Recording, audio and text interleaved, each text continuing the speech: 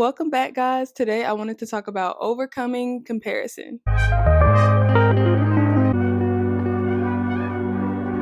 From a very young age, I remember the enemy planting these very small seeds of comparison in my mind. And they were never directly from the person to me or me to the person, but the people around me, the people around that person were indirectly but directly watering these seeds of comparison. And to God be the glory that this is no more. And the reason I don't mind sharing these things is because they no longer affect me. But I feel like if I can give these small examples or anecdotes, they will help you draw some understanding or parallels between your life and my own or whatever. But when I was growing up, I remember at a time my sister had designer clothes. At that time, it was apple bottom, baby fat, this, that, and the third. And I did not, just because other matters or what have you. I won't really go into detail about that, but that was very apparent to other children our age. And so I remember one day playing on the playground, and a group of girls that I thought were my friends was like, why does your sister dress better than you? Why does she have on apple bottom, baby fat, this, that, and you don't have that? I remember literally I was hanging on the monkey bars and I'm just sitting there like, I don't have an answer to that. I mean, honestly, I never really looked at it like that. I never really, thought about it. As a child, you have this very innocent mind. And when things are brought to your attention or brought into your consciousness, that is when you actually start to pay attention. So that's part one. So it started so young that we're about to snowball here. Honestly, we're about to snowball a little bit. And then boom, we're going to fast forward a whole bunch of years to high school. It was in the dawn of Ask FM. And I remember even the questions there were constantly comparing me to my sister. And I'm like, I don't look at my sister like that. I don't look at her and think that we need to be anything alike. I don't see her as that. So I'm like trying to understand, where are they getting these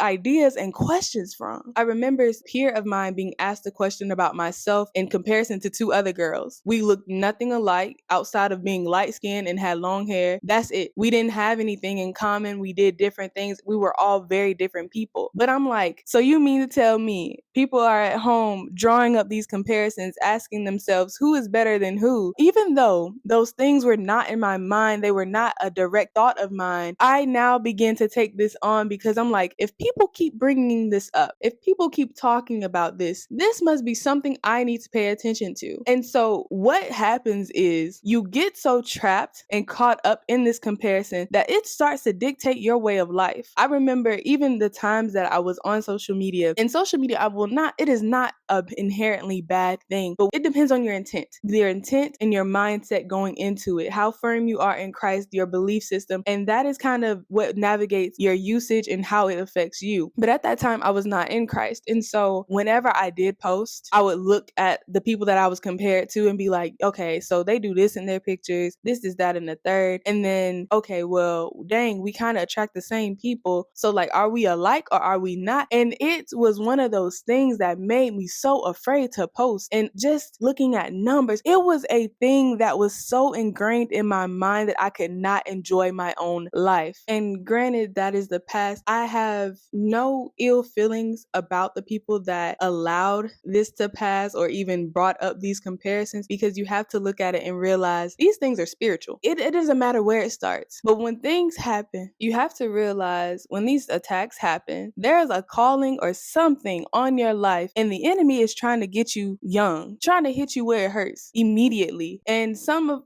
people, it even happens fresh out the womb with the attacks. But you just have to understand, I am not here to please men, women. I'm not here to walk with this world in the way that they do their things. I was called to a greater place. I am not going to get down from where I am seated, which is in heavenly places, to come down and engage in things that don't pertain to me. But it took some time to learn and to get to that stage. And I feel like I may have not mentioned this before, but forgiveness is a ongoing thing. It took me a while to forgive these trespasses that were made against my soul soul, because that whole thing made me so self-critical of the way I interact and the way I am, the way I carry myself, the way I look, the way I appear in this world. So trust me when I say comparison is the thief of joy and destiny. Instead of worrying about where God is calling you to be, instead of worrying about the things that He has already ordained for you to walk in, the things that were tailored and suited for you, you're worried about the next person and what they have going on. How did they get there and why it's not happening for you? And God, you gave them that. Why don't I get? Come on, like there's so much more in store and you don't even get to see it unless you take your eyes off of them and put your eyes on God, put your eyes on Christ. And I'm going to say this because no one can rob you of what God has given you. No one can rob you of that destiny. The very thing, if anything, yourself